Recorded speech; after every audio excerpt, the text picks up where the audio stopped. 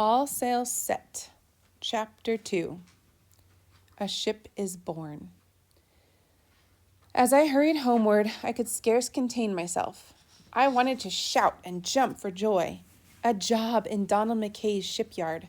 To work all day within sight of the water, to see ships come and go, and to earn $3 a week.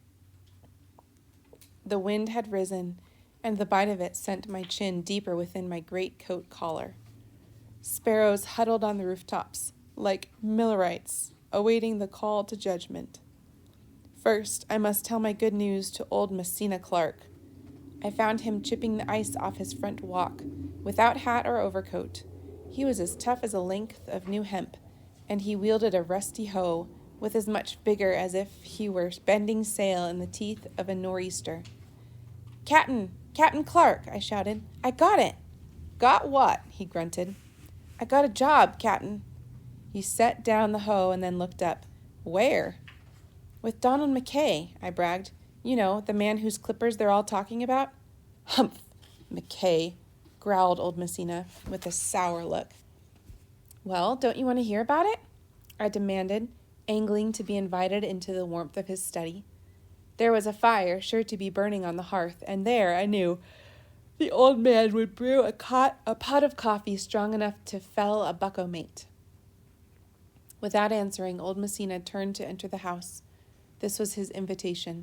Otherwise, he would have roared, Home with ye blitherin' coot, or I'll lay a marline spike around your ears.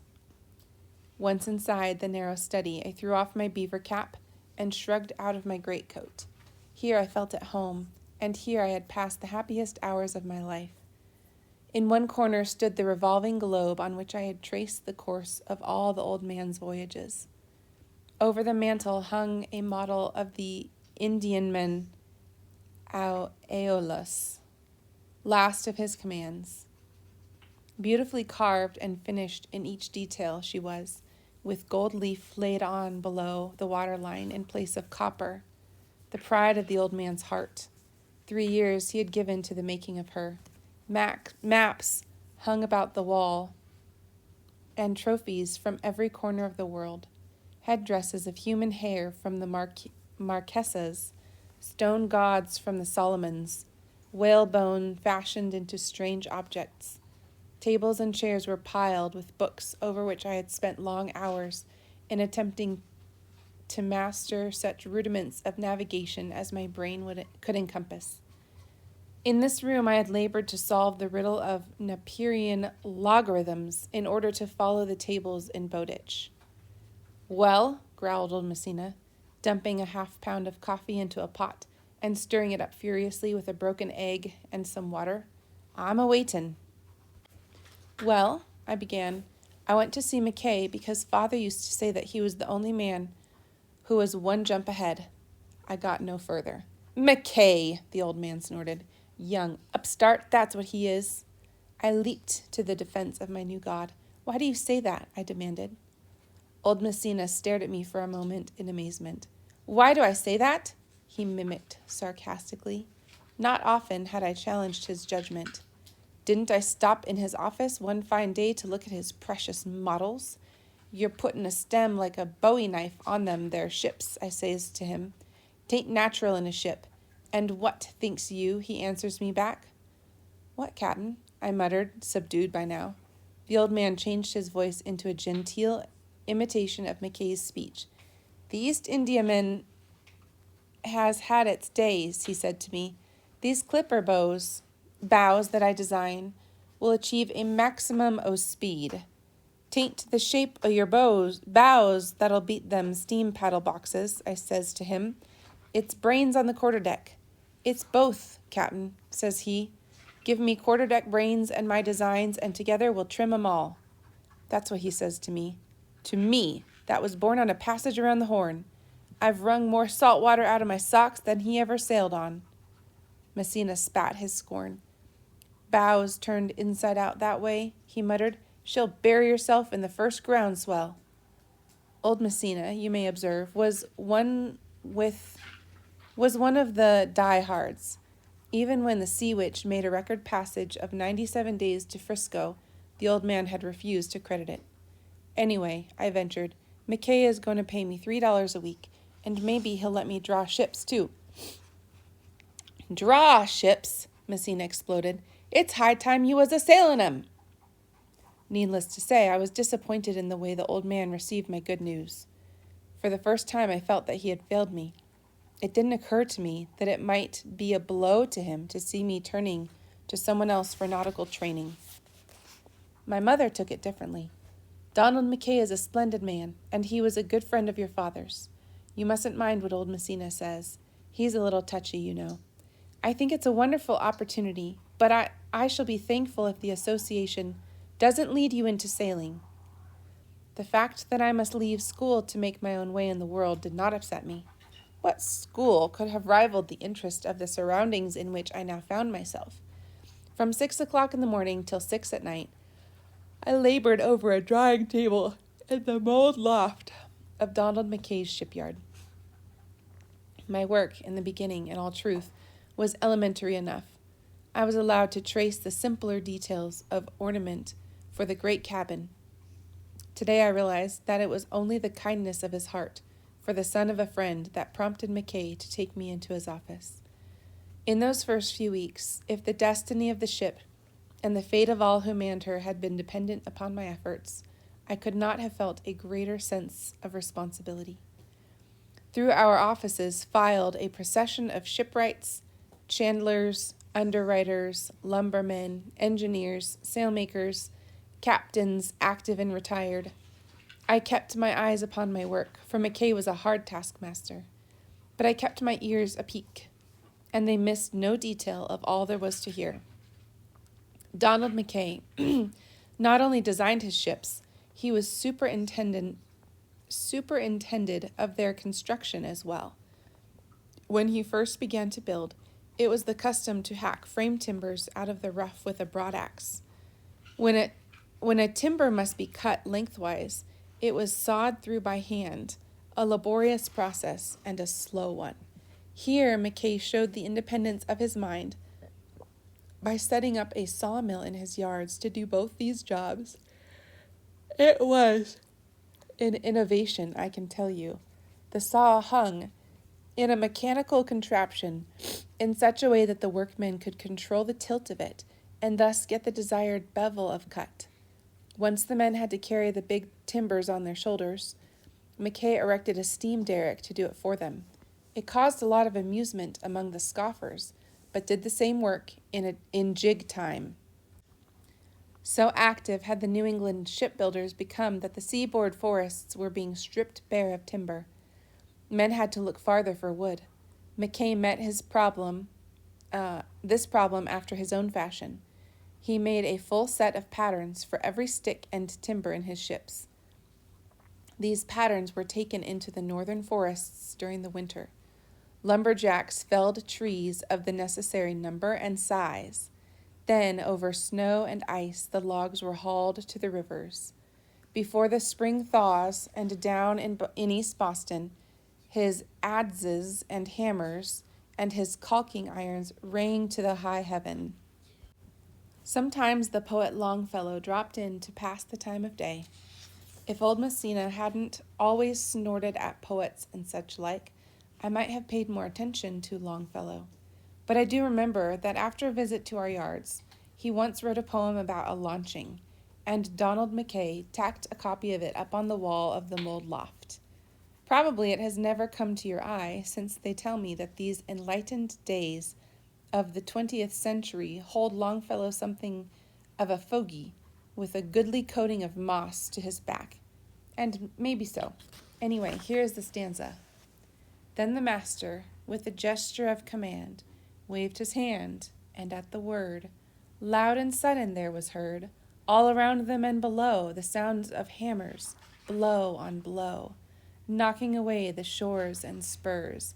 And see, she stirs, she starts, she moves, she seems to feel the thrill of life along her keel.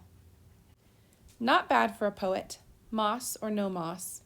Once Richard Henry Dana, who wrote 2 years before the mast, stopped by for a chat with Donald McKay. A quiet, studious-looking man he was, with little look of the sea about him. It was all-absorbing to a lad like me, you can imagine. Up in the mold loft, the air was charged with activity. Draftsmen, down on their knees, drew diagonals and trapezoids in chalks on the floor. No one but a shipwright could have had made head nor tail of them. Mackay hovered over his men like a hawk, his keen eye catching out any error of workmanship. With mammoth calipers, he checked every line that the draftsmen drew, and they trembled lest the master find so much of a quarter-inch difference in their renderings of his plan. Do you know what calipers are? It's a tool that measures small distances. You can set them to a certain measurement and check the exactness of these things. Sometimes he paced the floor as we worked, and you knew by the far look in his eyes that he was seeing this ship full-bodied and in her element, the sea. Now and again he'd halt, study the sheaf of plans in his hand, then bend to chalk a correction in the designs on the floor. Every important timber in the ship, and there were more than 200, had been drawn in small scale on these plans. The draughtsmen redrew them in chalk on the floor, some 50 times larger. Though the mold loft was 100 feet long by 50 feet deep, it was not vast enough to accommodate all these drawings. They overlapped and crisscrossed until they would have seemed a Chinese puzzle to a landsman's eye. So when they say that they've drawn something to scale, that means if you take something the size of a ship and you make it smaller, maybe you make it 50 times smaller or 100 times smaller. That means if the ship was 100 feet long, you would have to draw it 1 foot long to draw it to scale. Does that make sense? Everything has to be perfectly to scale. If it was 100 feet long by 50 feet wide, it would have to be 1 foot long by half a foot wide in your drawing to make it to scale. Everything had to be exact. So the flying cloud took shape. First, the seed which germinated in one man's mind, then the model by which lesser men could catch the vision of her, then the mechanical drawings that put her into figures of geometry and conic sections. But as I labored there from daylight till dusk, bent over my drafting table and completely happy, those drawings became more in my sight than intersecting arcs and geometric trapezoids. They were yards and spars of my ship, buffeted by the gales of the roaring 40s, and I was athwart the topgallant yard with my feet hooked into the lifts, fisting sail in my teeth of a heroic wind. It was a great day when the converter was given the order to make his molds. It meant that at last the flying cloud was emerging from her chrysalis of drafting paper into the tangible form. The converter and his men moved into the loft, puffed up with the sense of their own importance. First, they cut thin deal boards into molds, each one of which followed exactly the shape of the chalk drawings on the loft floor.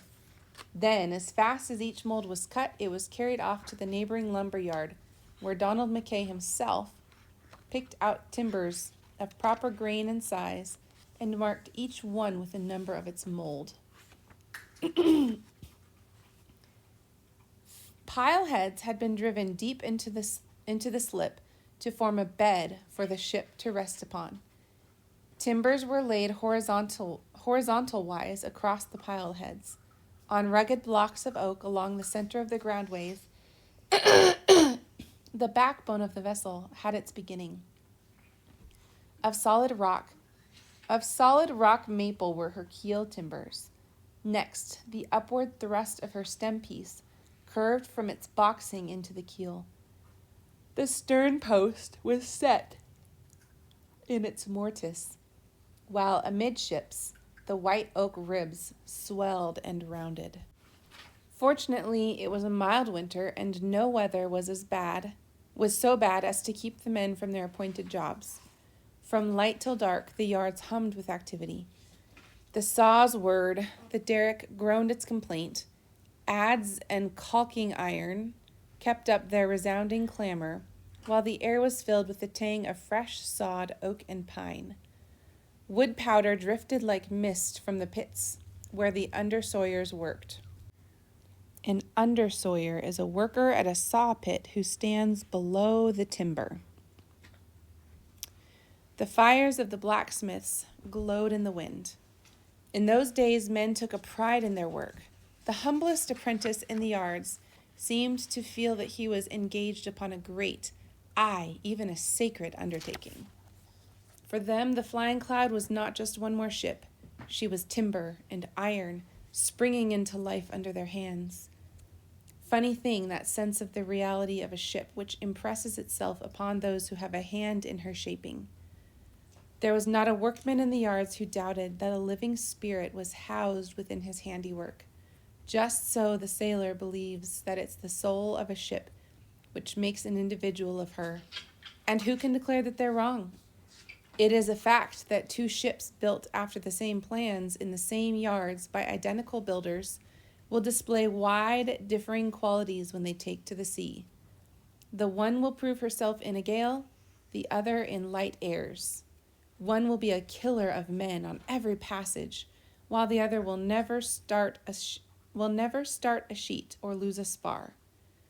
No one can deny that such differences exist.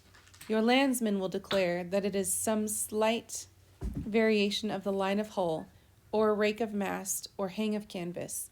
But the landsman knows not about these things. The sailor, living close to the elements, understands much that never meets the eye. The winter months passed. Spring made itself felt in the mildness of the air. Now we could throw open the windows of the drafting room, and the water in the harbor was softer to the eye. The flying cloud lay on her straight bed at the water's edge, grown past all recognition of her beginnings. Nigh 1,000,000 feet of splendid white oak, with scantlings of southern pine, had gone into her frame, and over 50 tons of copper, exclusive of sheathing. She was seasoned with salt and tuned like a Stradivarius. That's a fancy violin. Duncan McLean wrote in the Boston Atlas, "Here is the sharpest bow we have ever seen on any ship." Men were laying bets on her potential speed, investing their life savings in her cargo. A ship built by Donald Mackay to better the record of the Staghound, they couldn't lose. Each night on my way homeward, I would stop in for a chat with Messina Clark, while the old man pretended indifference to Mackay's newfangled methods of building. He was consumed by curiosity. I know now, too, that he resented this new world of mine in which he could not wholly share. After devious circlings, old Messina would arrive at the point he wanted to know. Clearing his throat, he would ask, "And what might the rake of her masts be, lubber?" The rake of her masts? That's probably like how long they are or something. He's wanting to know specifics about the ship. "Alike, they're 1 1/4 inches to the foot," I would answer. "Humph," came his snort. "She'll lose her sticks in the first good blow, mark my words." Silence. Then, "What might the finish of her great cabin be?" he would question. "She's wainscoted with satinwood, mahogany, rosewood, set off with enameled pilasters and cornices of gilt wood." So those are the things that they've used to adorn the cabin with.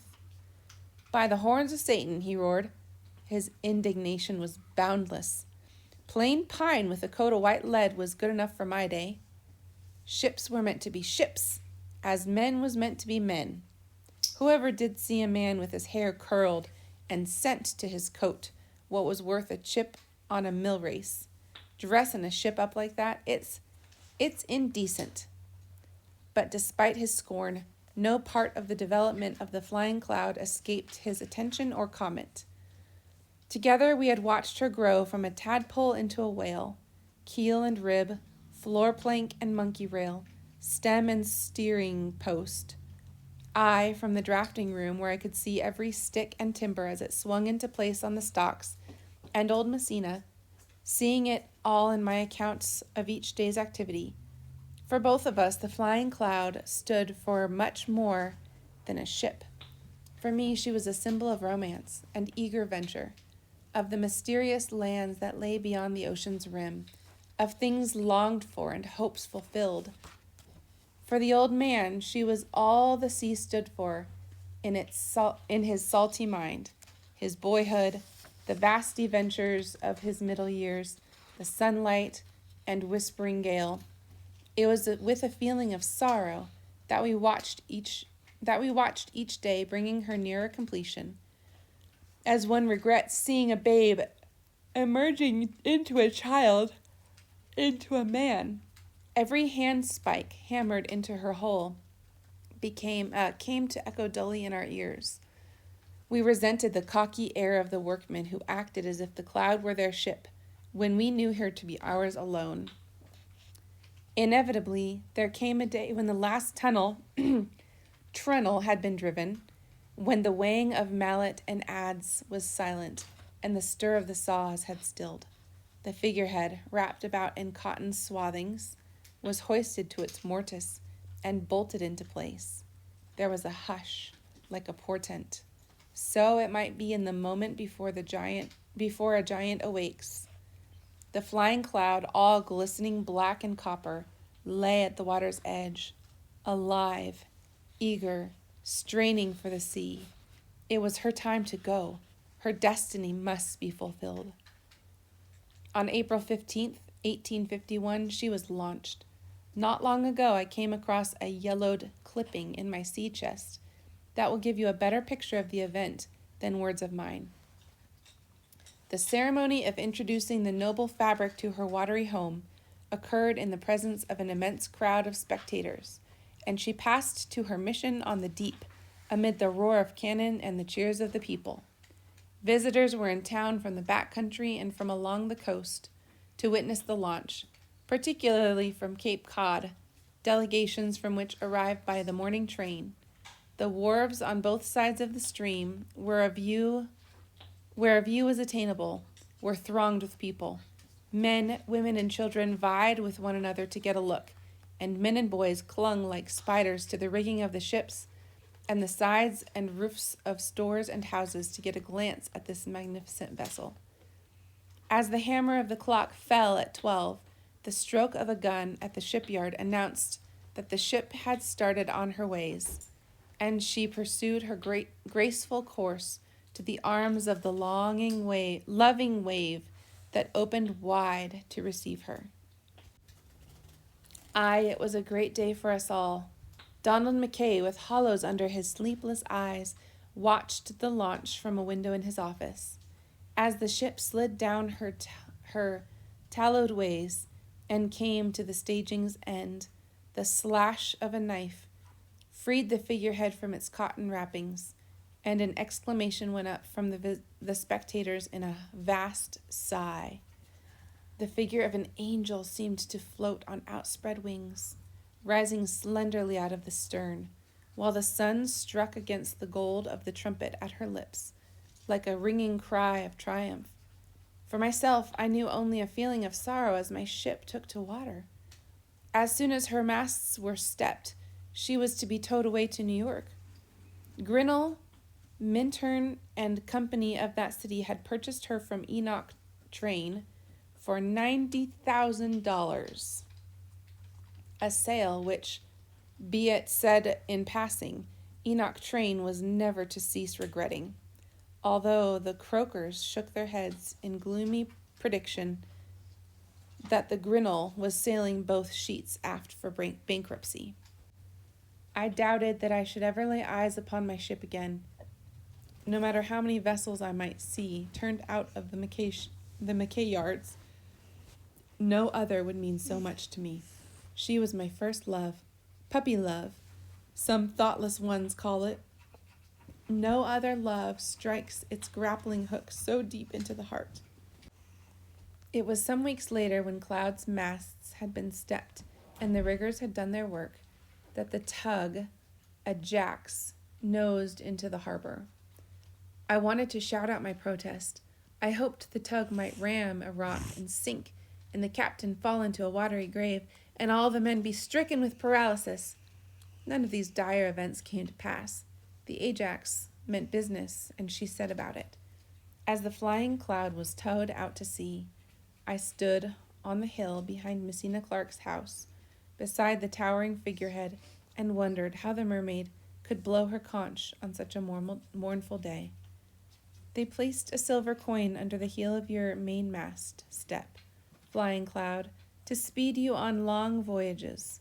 Storms are waiting for you, and seas to batter you. Davy Jones will reach for you, and every skeleton in his locker will rattle its bones. But there are Spice Islands in another sea waiting for you, Flying Cloud, only I won't be there. And then I turn away, for I was a big lad by now, going on 15 and mighty near to blubbering. Captain, I muttered, turning back to the old man.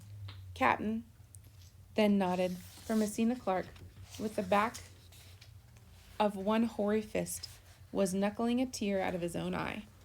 Since that day, so long ago now, I have come to learn that there is no heart so soft as the sailorman's, and none more filled with sentiment. Stout hearts, but never hard ones. So we stood there, under a gilded mermaid, an old man and a boy watching a ship being towed out to sea. What was passing in the old man's mind I can never know. For myself, I felt that I had lost a friend.